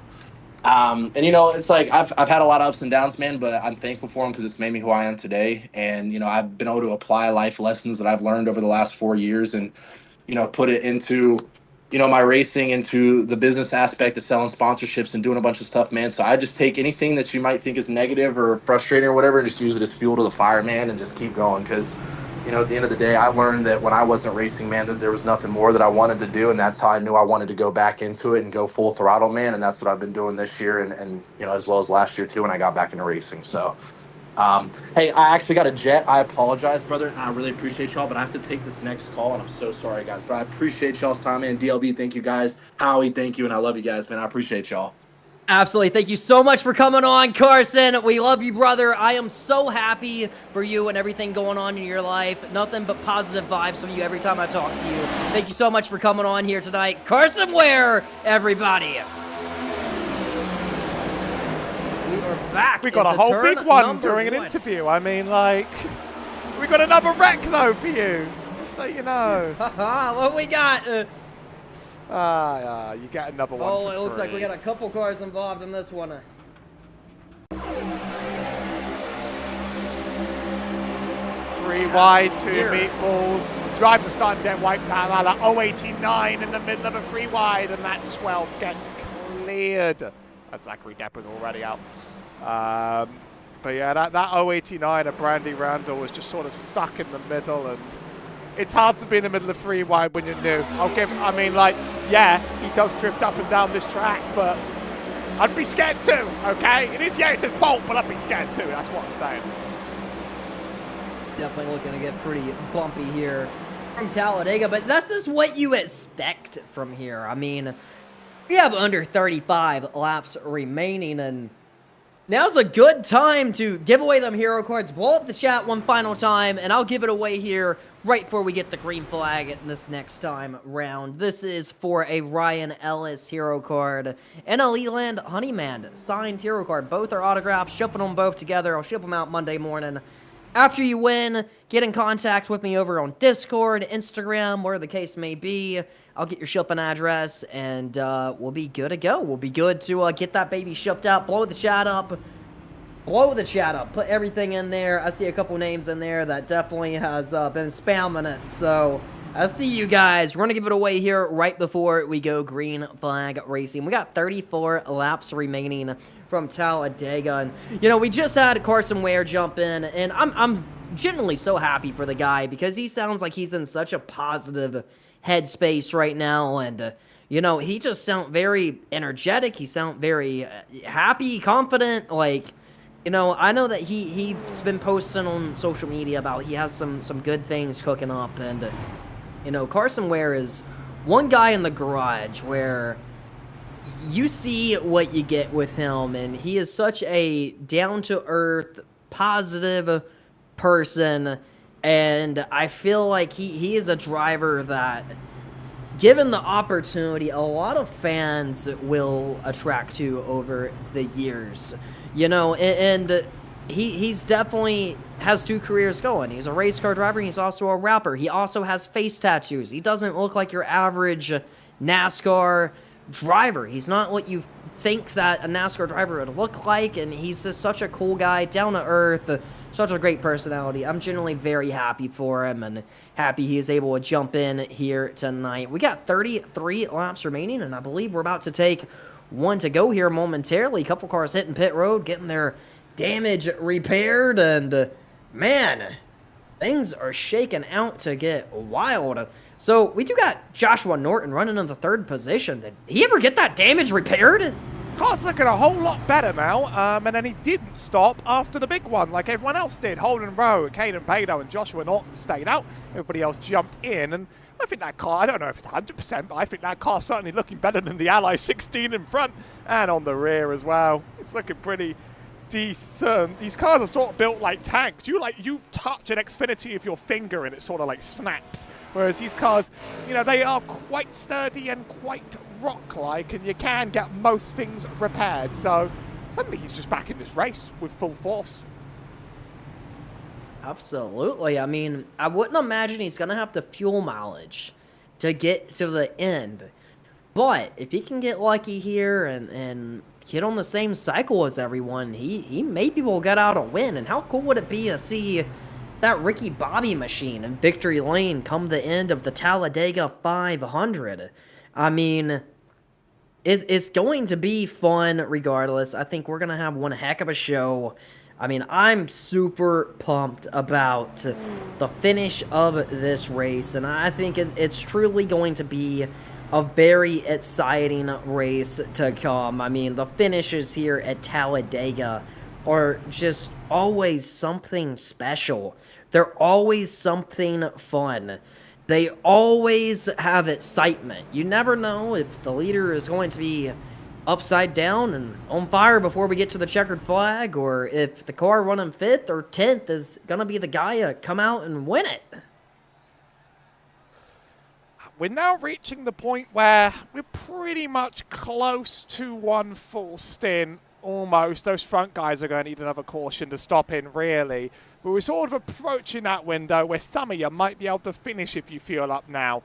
So we're now starting to reach the level where it matters, where you want to start making moves and getting yourself up ahead. I'm curious what Aaron Brown and Edward Sanchez are going to do. They've been top 2 this whole race, now 4th and 5th. They've worked their way up before. Christian Barnes just back in this, used pit strategy very well as well. So it's quite wide open again.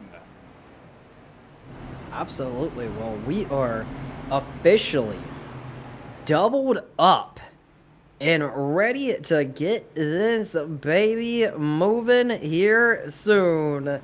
Let's give away some hero cards and do a random draw here and see who's going to be the winner. It's going to be a fun one. We're going to pick a random comment out of the last 10 and see who has it. See who's going to win this baby. And let's see who we got. Let's see who we got. I believe the winner is going to be Mark Chalk. You have won the signed hero cards for the Talladega 500. You are the winner, my friend. What I need you to do is now hit me up on Discord, hit me up on Instagram. It's at DLBXTV. Send me a DM and I'll get your shipping address and get that shipped out to you this week. Congratulations, my friend. You have officially won the Leland Honeyman signed hero card and a Ryan Ellis signed hero card. Congratulations. A Bitcoin Lambo said, yeah, Mark, GG, as he has won our giveaway with 32 laps remaining. Well, this has been a fun event so far for the Talladega 500. Next week, Is it 2 we are weeks? going to head to my home track. No, it's next week. Sorry, it was Thanksgiving, Next wasn't week? it? It's weekly and it was Yeah, Thanksgiving. we had an off week for Thanksgiving. Next week, we got the Charlotte 600 home track for me. That is going to be one fun race, our first 1.5 mile track on the schedule. 2 tough tracks coming up with both Charlotte and Homestead, Miami. These drivers are going to learn some lessons in them races, and they're going to get taken to school for sure. Look at the 27 on the outside digging. Christian Barnes trying to make that high line, and you'd think it's bold and stupid, but if those cars behind connect, then there's something going on here. It might cost him for now, but a little bit of persistence could end up paying off. That's the 18 of Ferris Krippendorf. I think if they stay in that, there's potential, but they do need to make sure there's no sketchiness going on in that line at all, of course. He should hang. I reckon he should hang with that, though. I see he's just trying to make the lane rather than get ahead, and it sort of pays off in the ultra long run. Not too much of a moving, though. I think we've cleared out quite a few drivers in the last few tracks. We're now down to 20 cars on the track. We've lost 10 in total, 2 accumulated wrecks. That's the nature of not having the fast repair here on a super speedway. Holden Rowe, Joshua Norton still holding this lead for now. So a while earlier in the race, it was a row behind Norton. Now it's the other way around. Now the damage is repaired. I wonder when Aaron and Edward are going to make this move. They do have a lot of time. We talk about Peter Saddington running in the 9th position in that 28 machine, the owner of CRS. He is looking for a top 10 last week. Well, here he is running top 10 at Talladega. Daytona wasn't the result he wanted, but Talladega is looking to be much better if he can just gut this baby to the end. But there's a lot on the line, and you see that outside coming back. Now, as that outside is stepping up, they're going to start pushing a little harder here. They're going to start shoving a little bit in the turns. They're going to start getting a little bit more aggressive. and that may mean trouble before you know it. And I think right now they almost went 3 wide off turn number 2. They thought better of it. They're going to stay 2 wide. But we currently have Peter Saddington getting pushed on the outside, and he's up to the 6th position now. Now looking to find himself in the top 5. More help. Christian Burns shoving in the corners. He's taking struggling the to hold owner of his line. CRS to school right now. I think the 28 struggled to hold his line a few times leaving the turn zone, and I'm a bit worried. That's why it almost went 3 wide, is because he washed up very, very high. But that push is unbelievable. Blocks the 27 going up high, makes it 3 wide. And that 24 and to the lead goes Peter Saddington. Something. Almost. He's going to have to keep that 27 on his rear bumper. That's the big thing. The 27 gets disconnected. Now they're 3 wide, potentially 4 wide behind him. Here we go. Aaron bailed out of it. He said, screw this. Behind. They're wrecking in the back. We got the big one from Talladega. Here we go, boys. 3, 4, 5 cars on the racetrack, and potentially more stacking in. This all started when we see not 3 wide, but 4 wide down the back straightaway. The 24 of Norton got turned. Edward Sanchez, our Daytona winner, went around. More than 5 cars. So 3, 4 more spinning there. Almost a 10-car collision has just happened here in the Talladega 500. Here we go, down the back straightaway. Where do you go? Where do you hide? Cars are knocking the wall. Cars are spinning to the bottom. And cars are stacking in big. This is it, truly the big one from Talladega. Well, I'm glad we finally got it, and we didn't get it lost in an interview. We got a bigger one. Josh Norton, it's 4 wide here. And Josh Norton's going to be the one that's tagged, and everything from that point on, that's just sort of like everybody just trying to dodge. There's no point trying to dissect this one because there's just too much to track, really. But that is a Talladega Classic. No cars got totally junked by this. Curiously, a lot got spun. That 54 had trouble. Other than that, I mean, no one really eats a wall. So, a couple on the bottom, but no death hits there. So we talked about the big one from Talladega.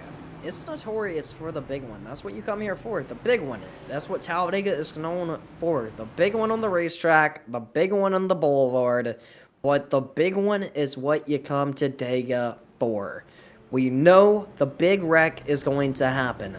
Now the question is, did we just see the big one, or do we have an even bigger one on the way?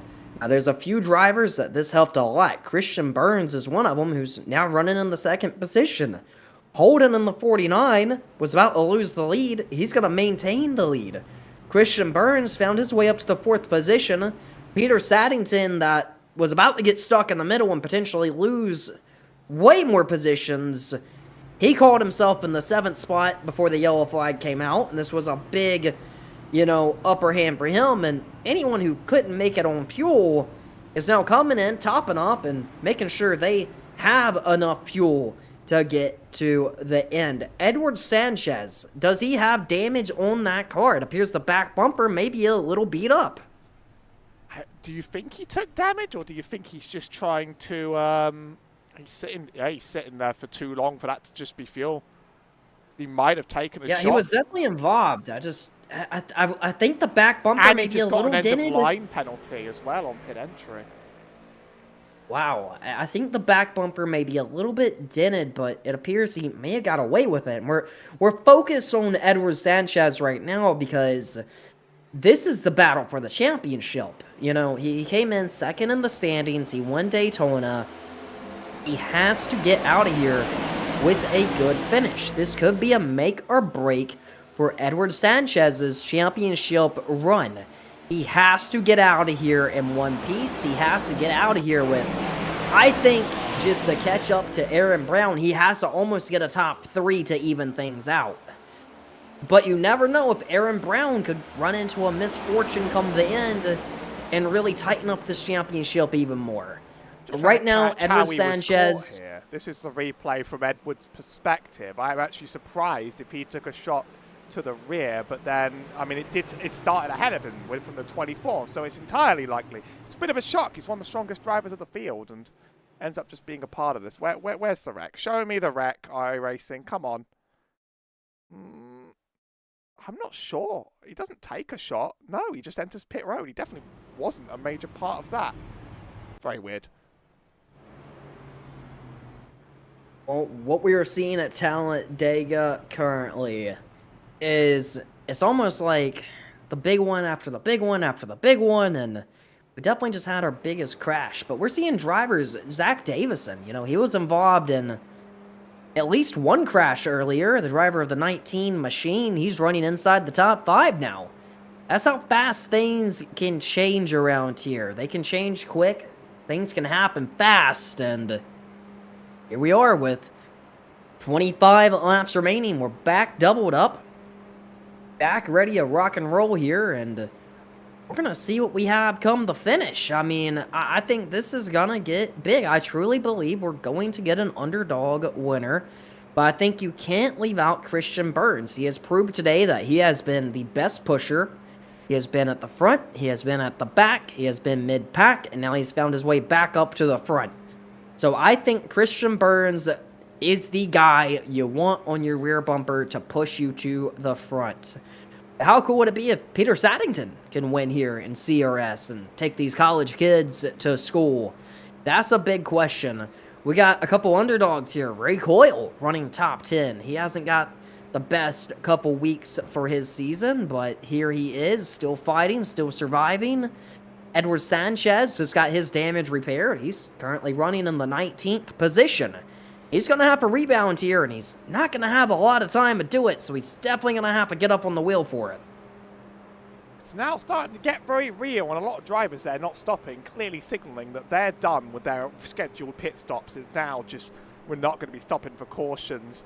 Drivers aren't getting wiped out by these cautions, though, so we're just still trucking and trucking and trucking. It'll be 20 minutes of green flag racing if we go green to the end, which is obviously no guarantee. But no, we have some of the drivers really starting to make their big moves. Absolutely. I mean, who are you on the watch for here? Like, who do you believe? I mean, I think I'm looking at Christian Burns. I'm looking at Zach Davison, maybe as an underdog winner. I think Aaron Brown is probably my pick to win it. I think he's going to go back-to-back. Who are you on the lookout for? Who are you picking to kind of rise up here in the final 25 laps? I'm impressed by that 24, Josh Norton being able to hold on with damage. That's not a good reason. Whoa! Wreck in the back! Yeah, I mean, guys. Here we go. Please. 4 cars under yellow as we didn't even get to the green flag. Look, I'm paid by the hour here, but like, you know, this is these cautions last a long time, and there's very little going on. I mean, 73 checks up and just come on. Big stack up on the restart, but that's the fun of this series. I mean, college kids making mistakes, and yes, they are rookie mistakes, but we got a ton of straight rookie drivers that has never touched sim racing, drivers that don't know a lot about stock car racing, let alone sim racing, that are just wanting to get their foot in the door. And that's the cool thing with CRS is we're giving out free iRacing accounts to college students, and you know, this is the recipe for a disaster in some cases. But look at Edward Sanchez, whose championship run almost ended right here on our restart. But he was able to thread a needle, miss the crash, and prove that he's still in the fight and still in contention to win this title. He's going to have to do a lot of work, but I've seen people do work around here before and produce surprises. They put that start-finish line far down the straight back in the day to increase ticket sales on the tri-oval, and that leads to calamity near the end of races. One extra push just lasts a little bit longer around here. I remember my first, so I'm British. You might be able to hear it in my voice, but if you don't, you guys might need to know I'm British, and NASCAR isn't a part of my blood. But I did, eventually fall in love with it in the last couple of years, and last year I started driving an iRacing for the first time, and I did a lot of the regular ovals, and I really liked intermediates. I really fell in love with Auto Club, which is a bit bigger than intermediate. Then I did my first Talladega week in the trucks. A lot of people do their super speedways. They think that's what NASCAR is. I actually did it quite late. And my first time ever on this track, I thought, my God, this is like a perversion of what real racing is. And it's really weird, and I don't understand it. But like, wow, it's sort of terrifying and odd and crazy. And things like that run to the finish line really spooked me out for a while. Some drivers, they see Talladega, they watch the Ricky Bobby movie, which is great, by the way, and then they sort of think this is like what it's all about. Other people, they come into it quite late in their career, and then they're very surprised by the dynamics. It's certainly racing like you've never seen it before. I always say if you're a NASCAR fan and you want to go to your first NASCAR Cup Series race, go to Talladega. A lot will say the Bristol night race. I say go to Talladega. Stay the whole weekend. Go camping. Go to the Talladega Boulevard. You're going to have the funnest party of your life. You're going to have the funnest time of your life. You're going to learn a lot about Talladega. You're going to hear the Talladega stories. This track was built on top of a cursed Indian burial ground. That's why the land in Alabama, it was cheap land.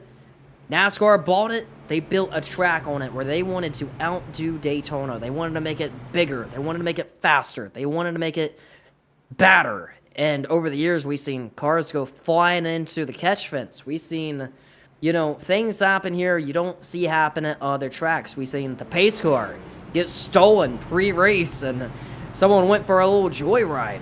There's also a Talladega moment where you wake up race day morning and all the Cup cars have got their oil lines cut. That's another thing that happened here at Talladega. There's been so many moments here throughout the years. There's drivers that pulled over and ended their race because a voice told them to. This track is iconic for spooky reasons, and it's iconic for the fact that you get wild finishes here, and you just never quite know what you're going to get. So with 21 laps remaining, we very well might be going into one of them classic Talladega finishes. We very well might be rolling into one of our most iconic finishes here for the CRS Sim Racing Championship. We may be setting up for a viral moment to go on YouTube Shorts or TikTok or Instagram. Everyone in this series, it's not just a ticket to go racing, but it's also a ticket to make a name for yourself.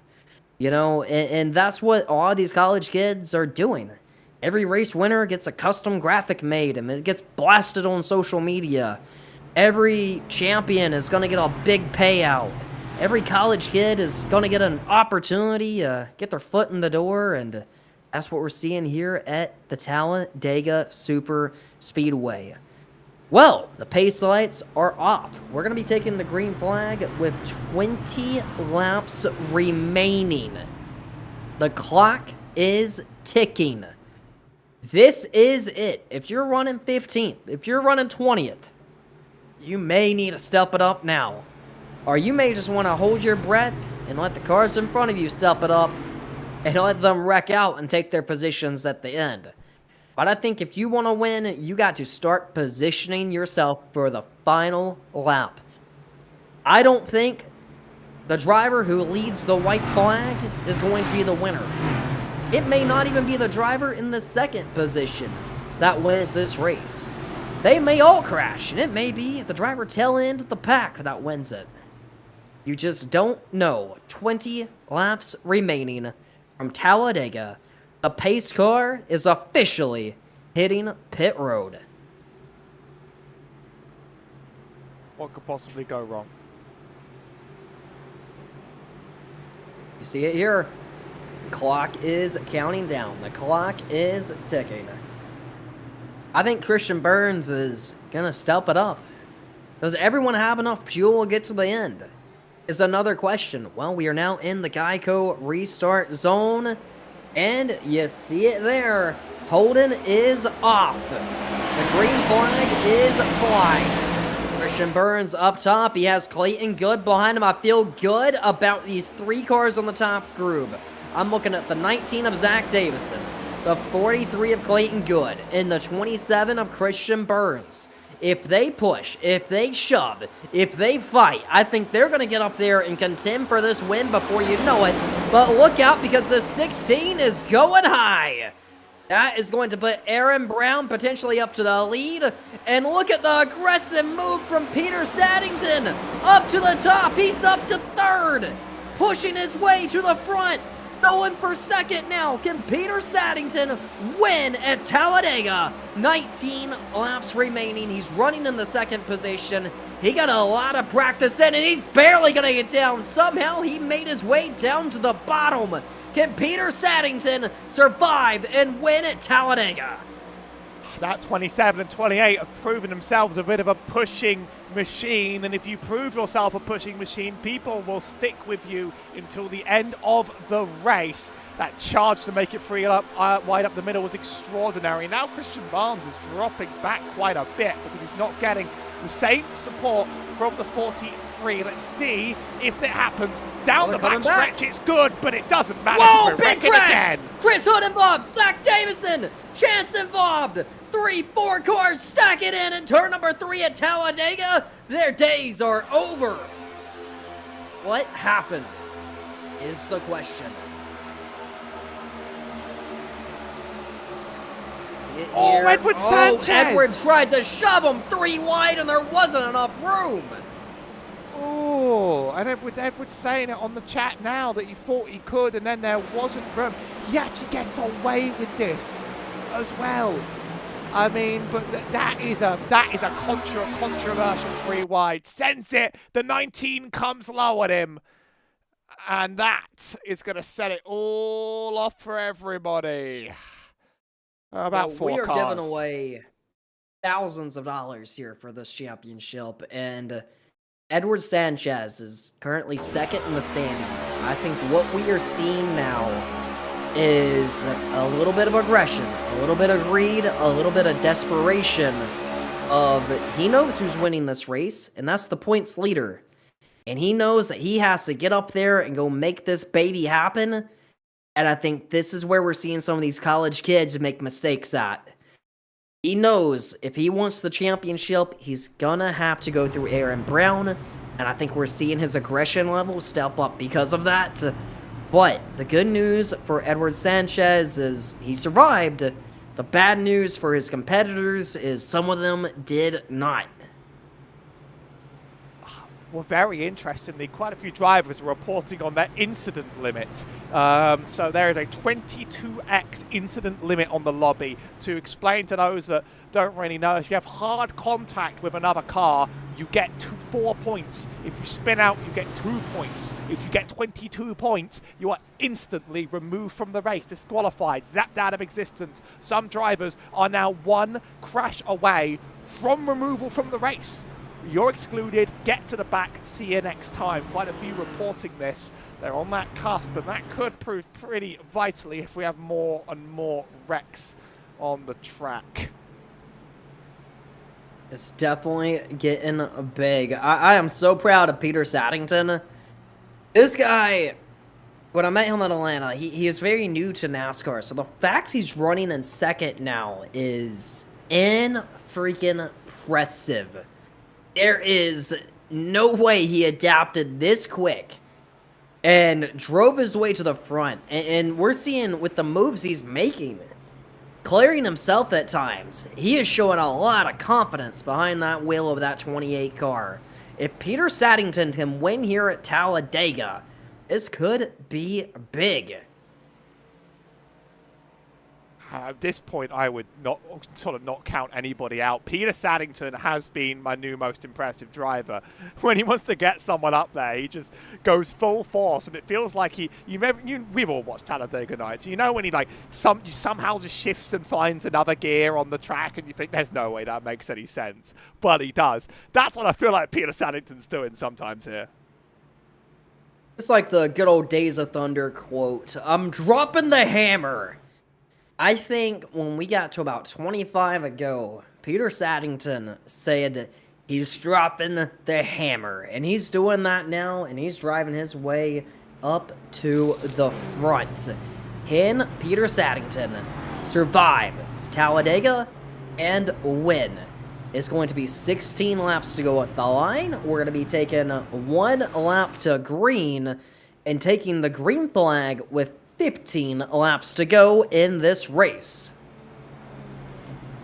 And it feels like we're not getting a clean green run anytime soon. So, how are you going to count on being able to stick in that lead? I mean, if you're in the lead, caution laps are all right for you because it's more laps where you don't really have to worry too much about it. And restarts, as you mentioned, restarts aren't really high pressure here because if you jump the field, you actually get caught out. So most people just sort of wait for the green and they go. So I guess you might just sort of like the opportunity to just sort of relax for a bit, but it's all going to build up the pressure towards the very, very end. Worth noting, by the way, if we have lots and lots of wrecks, how many green, white, checkered attempts? I'm checking 3 attempts at overtime around here if we somehow need them. It's going to get big. We very well may need them. So this race is a little bit different from Daytona. When we ran Daytona, it was a fuel mileage race to the end. A lot of guys were running out. This time around at Talladega, although it is a very similar track, it's not going to necessarily be a fuel mileage race to the end. A lot of these guys are going to be good on fuel, and they can really just get up there and race this baby out for the win and put it all on the line and see what they have. I really think when the pace car ducks off this time, this race will officially start. I feel like every Talladega and Daytona race, even if it's a 100-lap event, that race does not start till you get down to about 20 laps remaining. And to prove this, there's so many fixed races every week you can do that's official iRacing series, whether that's C fixed, A fixed, B fixed. A lot of these races range between 30 to 35 laps, and even them, with a 25-car field, you often want to ride it out for the first 5, maybe 10 laps. You can charge with 15 to go and go from 20th to the lead just like that. So even with a 100-lap race here at Daytona or 75 laps here at Talladega, it doesn't really matter how long the race is. It does not start till 20 laps to go. And now that we're down to 15, I think we're going to see some aggression pick up, and I am going to keep my eyes on Edward Sanchez, who's a little farther in the back, racing for the championship, and Aaron Brown, who is leading. Although he wouldn't clinch the championship today, he'd be one step closer if he can get that win here at Talladega. Well, the pace car is in, Aaron Brown bottom, Peter Saddington top. Who's going to get the most help here on the restart? The green flag is back flying in the CRS Sim Racing Championship, Talladega 500. Oh, look at that. One of our top race drivers there, Sanchez, I think just dips below the yellow. He wants down and out. I mean, I think he's potentially too damaged to keep up on pace. Focus up on front. That's a little bit sketchy the way they're keeping their lines, but now Saddington stays on the top of his. Gurney pushes from Barnes. We've seen these two drivers before. Now he's going to have to return the favor back the other way. It does seem like they end up in line with each other every time there's a chance. It's going to be 14 laps to go. I feel like this is a great spot for Peter Saddington. He's going to need a little bit more help behind him, but when that rocket takes off, that outside is going to be moving, and if I was Peter, I'm telling you, really trust that 27 car Christian Burns.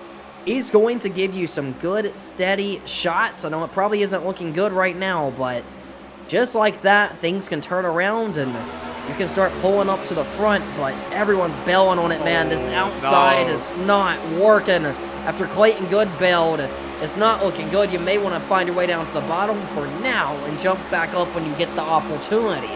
Single file for at least the top 10 up front as Aaron Brown continues to lead the Talladega 500. I think Saddington's the better pusher than Barnes, but he is going to need someone to come with him. We've seen, surely people on the track have seen that he did this earlier on in the race. Maybe if he encourages Clayton Good to go up, that's 2 going up. That's going to force it 3 though. They're not really working with each other, and that's going to completely disrupt the run. Christian Barnes actually gets to join that high side. Saddington gets left behind. Now he's almost out of that bottom line. He's going to surely have to go up for him to catch that draft. This is where the dynamic's going to get interesting. Oh, he's really not choosing a side here. So I feel like we're getting close to that next crash. We see Edward Sanchez jump up to the top. He's looking for anything he can grab onto right now. He is gaining positions, which are all valuable points. But right now, oh, here we go. Big checkup right there. Fortunately, everyone's going to hold it. Edward Sanchez is going to find his way back to the bottom groove just like that. No. Oh, man. Oh, here we go. We're crashing, boys. We get away with it, but that's his race basically over, I think. That's him done, especially because we stayed green. I will be able to replay that, and we'll take another look at quite how that one happened. But, I mean, some people saying, oh, Christian Barnes saying, I knew he was going to do that. He almost did it to me. So I don't think a lot of drivers actually had a lot of trust in Saddington. How did this quite happen? It happened on the tri-oval. Oh, he's following up Barnes. There's a car on his outside. Or what? But what about the wreck avoidance there? And everyone kept it clean. What a miracle. So, for Saddington, it's not over yet. You know, you're going to hope for a yellow flag, and quite honestly, you're probably going to get it. Right now, all you got to do is stay on the lead allowed. Just hold it wide open, hope for the best. The car isn't junked. You're still in this, baby. Keep your head up, keep your crown on, and wait for that next yellow flag to drop, and you're already right back in this, baby. Let them clear out, let them take each other out of contention, and see what happens. Aaron Brown continues to lead over Holden. Well, Sanchez is in this pack. I thought he dropped off the back. He's actually just with him. He's running. He's behind Joshua Norton, who is a driver I called out as potentially being capable of running up near the front. If this line connects, there's a shot of it. But there's some people who are being a bit non-committal about it and holding the line, and that kills all the momentum again. So we're looking at the lead pack right now. We got probably around 12 cars in this lead pack. Not a lot there. But we do got a second pack here with more cars in it. But it's a matter of them trying to shake it down here. Peter Saddington doing some bump drafting, trying to run them back down. You know, up front, we have, you know, what, probably 10 cars in that pack. Aaron Brown is in a great position. He's in a great position right now. But I'm looking at the cars behind him. I'm looking at Holden. I'm looking at Caden. I'm looking at Landon Johnson in the 88. AJ Stevens in the 31. Edward Sanchez is probably the biggest name I'm looking at right now. You don't want to wish any misfortune on your competitors here with 9 laps remaining. But after Indianapolis, I'm sure Edward Sanchez kind of feels that he needs Aaron Brown to have some misfortune to kind of tie things up a little bit in the championship battle. And as Aaron Brown is racing for the win, you know, you never know if Edwards is going to get that extra boost in the standings if they get a little too racy up there for the win. There's a lot of money on the line for these drivers. 8 laps remaining. Edward Sanchez is still trying the outside, but not with a lot of success. But at the same time, there's not anything to lose. So him running the outside is definitely a smart call and a smart thing to do. I don't blame him for it. I think you just keep trying until you make it work. I mean, more and more people are going to try, because what are you going to do at the end of a Talladega race in the last few laps? Try and, you know, go single file, or try and join that top-hand side. And if Sanchez wants to be back where he thinks he deserves to be alongside Aaron Brown, it's going to have to work. He's getting a good run here, up to 4th, gaining some pace, more than I expected, really, at this stage in time. That line starting to materialize. More and more drivers going to have to choose their weapon I would choose this top lane. In fact, it's a 49 to Holden Rowe's Oh, going to Holden. try it as well. Holden Rowe to the lead on the top groove down the front straightaway with 7 laps remaining, and he clears the bottom and jumps down there. Big shots from the cars behind him, but at the line is going to be Edward Sanchez.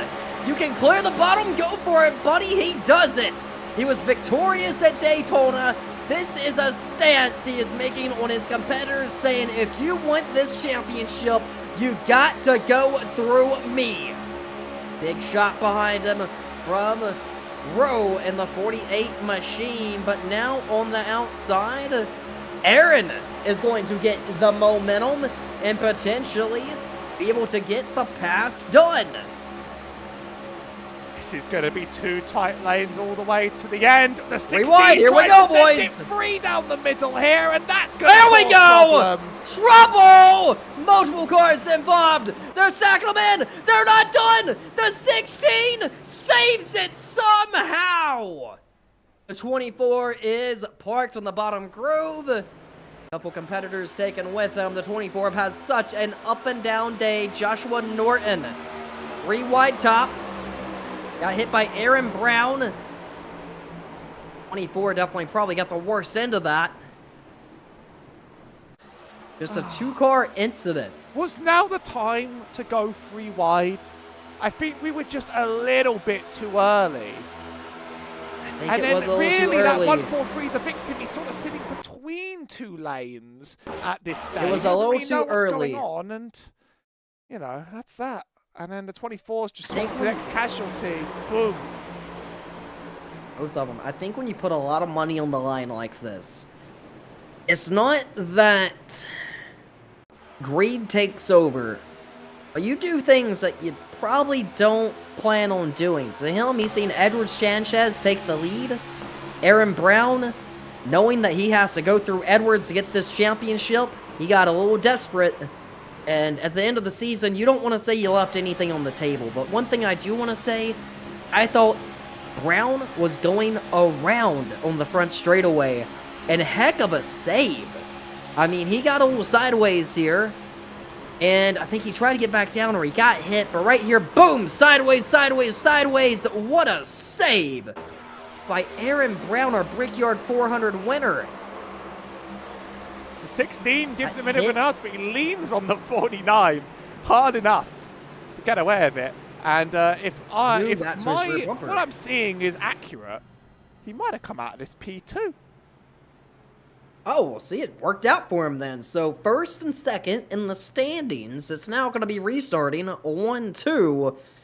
This could be the recipe for disaster, as we're to be taking the green flag with potentially 3 laps remaining. I'm trying to work out where the caution exactly flies, and we might be able to work out how he managed there to get P2. This is roughly where the yellow flag flew. That is where the yellow flag flew, because if we look further back, you'll see dead cars. That's not very helpful. Where's my 24?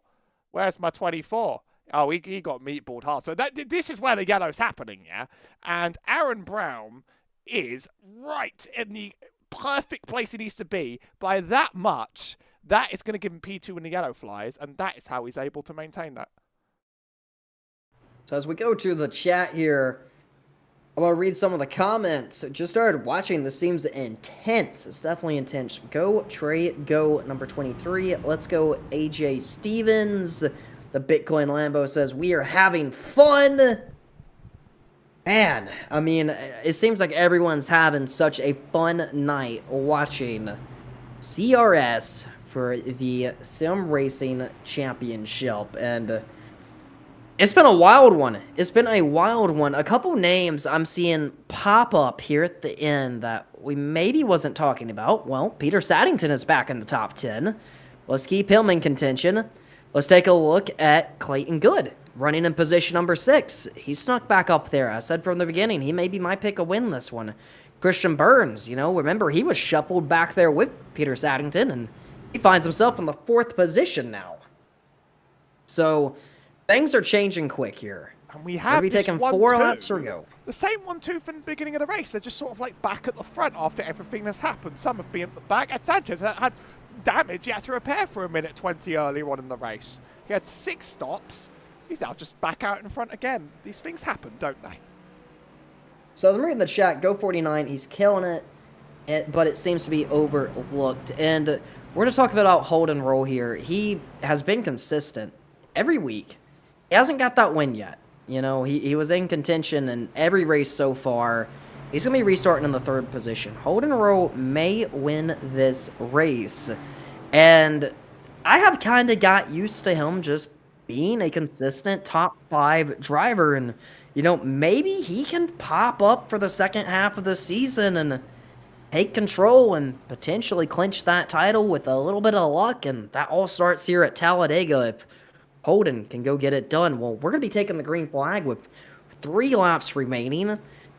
If you're outside the top 5, do you just position yourself or do you just put it all on the line and go for it? So 3 laps to go. We're 1 away from a natural green-white checkered. If we wreck here before the white flag, we will go into green-white checkers. This means we add more laps to the race distance in order to get us over the line. And we'll have 3 attempts to add more laps to the race distance until it finally ends. If we get the white flag, there will be no more yellow flags, and we will race to the line no matter what. And usually, horrible things happen in the tri-oval on that final lap with the white flag. So expect carnage and expect to finish like nothing you've ever seen before. That's usually how it is around here. If you're used to watching the DLB TV YouTube channel, I always had this phrase of strap the TV down. Well, that's what we're about to do here for the final 3 laps of the CRS Sim Racing Championship Talladega 500 presented by Drive Smart. This is about to get fun, boys. Watch out for all these competitors. Truly, anyone can win this race. 3 laps remaining, 1-2 in the points, are now running 1-2 on the racetrack. This may get ugly, it may get entertaining. Let's see what we have. Waiting on Edward Sanchez to take the green flag, and we're off, boys. But Aaron Brown has big help on the outside. They're gonna have to act fast before the outside backs up here. Christian Burns is shoving. Will it be enough? They're going to get a little bit of momentum down the back straightaway, but it may tone down after that. I think that 43 has something in him. I think both lines are going to be strong all the way to the end here. Whose engine's going to blow up on the way? Are we going to go green to the end? So many questions here. Peter Saddington is shoving. He's ready to go. The outside's backing up. We're seeing it right there. Aaron Brown not moving. Peter is shoving. He's going to jump down to the bottom. Contact for 3rd. Holden Rowe is now running in the 2nd position. This could be an opportunity for him to take the lead.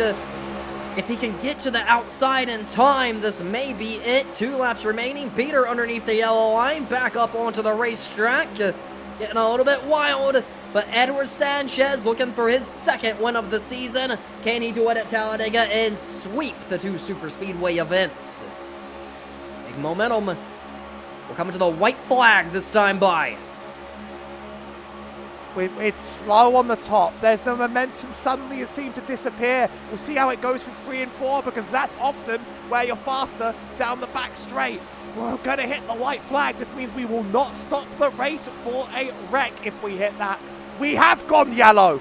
There's been a yellow. There's a wreck in the back. Overtime from Talladega. Gotta work out where it is. What on earth just happened? Everyone looks like they're in one piece. It was Nathan Chang. He appears to be moving. Oh. Whoa. Got into the 7, sent him around. How far back off the field were they? Maybe they just wanted a caution. Very far off the back of the field. Tail end of the pack. Yeah, well outside the top 10. Ouch. Tail end of the field. 7 goes around. Nathan Chang lives to see another day. Nathan, you'd be surprised. Nathan took serious damage from that. Of all people, That shot against the wall. Oh, wow. He's got his man right knocked the front wheel out. damaged. Unbelievable. So now we may be going overtime. I right now, all these drivers have to do is get to the white, and this race is on. I mean, I think we got to look at the timing and scoring because everything has gotten very... Oh, sorry, just a little bit more controversy at play. We're having a great time.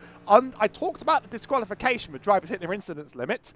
Christian Ramson, who's already been warned this race, and Chris Hood just went over the incident limit to this, under caution. Watch out for that 30. He has been a bit of a problem already, and it's a bit of a brake check. That contact, too many incident points. Both drivers are out. Wow. Race control is going to have to review that one. As tempers are getting hot from Talladega. So, welcome to green-white checker territory. As a reminder for anyone that doesn't quite know, we're going to add 2 more laps to the race. We're going to go green flag, then the next lap's going to be white flag, and if we make it, that will be the final lap of the race. If we don't make it, we're going to restart it again. Up to 3 times we will add these laps to the race. So, we could be here for not all evening, but could still be here for plenty of time, knowing how long these cautions take around here. And everybody that thought they were in for a clean one are frustrated on the inside. Drivers on the outside probably happy to get another shot at it, though. Aaron Brown fell back quite bad. Now he's going to be second car on the outside. Caden Pado. That's a name we've not said much of. 16 car, P3. He'll be second on the inside row. So, Caden got damage early on. It appears he may still have a little bit of damage on that front bumper, but he's been smart enough to not lead the pack and smart enough to kind of keep it in contention in case something gets big. I don't think this car will be great up front leading, but if he jumps out at the right time on the final lap, he could definitely steal a win here with it. But you definitely see a little bit of damage on that front bumper that he received early. But I say absolutely go for it. Ignore the damage. Screw it. Put the score into contention and go win that baby. I mean, there's a lot of names.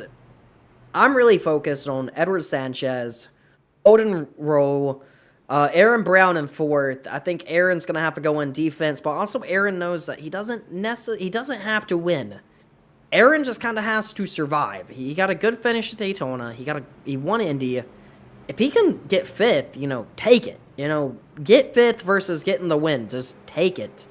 Take it. Get out of here. See another day. See another 2 weeks here to contend for that championship. Couple underdogs that could get up here and mix things up. I mean, we got Ferris in the 18. He's running a 9th. We got AJ Stevens in the 31 running an 8th. And we got Clayton Good running 7th. So, I mean, there's a lot that's going to change here. And we're going to be getting the 1 of green this time by, I believe. So, let's get ready to strap that TV down for potentially the final restart of the day as we're going overtime from Talladega. Same as it ever was around here. This is the last super speedway on the schedule. Of course, 2 more weeks we go to Charlotte and we go to Homestead, Miami. Charlotte can be a real tricky one. The exit out of turn 4 catches me out, and I'm much older than college at this point. Homestead is a brilliant race, though. We love it as our season finales all the time, and run that top lane and just do your best to hang in the groove. This is the last wild card on the schedule, so this is the last race where you can sort of luck out a win. From that point onwards, it's going to be pedal to the metal. Let's get after it here. When that pace car ducks off, man, I mean, I really think it's anyone's game. I mean, somebody may get their feelings hurt, and somebody's going to be celebrating here when we take the green flag. But, I mean, I'm pulling for Peter Saddington. I would like to see him gut out this win. But I think it's going to take a little bit of luck here from the leaders if things get shuffled up. But, man, it's going to get big no matter what. I mean, Edward Sanchez, I'm impressed with how he has positioned himself. I mean, he was aggressive coming back to the front, but he also used his head to get that track position back. He used his head to make sure that, that he was going to be able to go win this baby.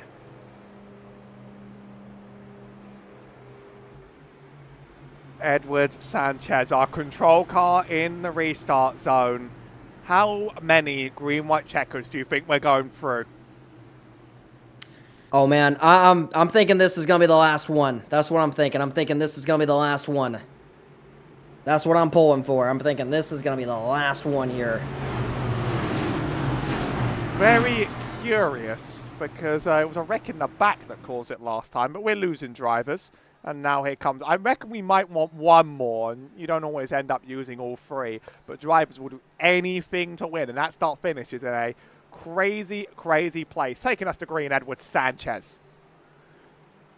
Here we go.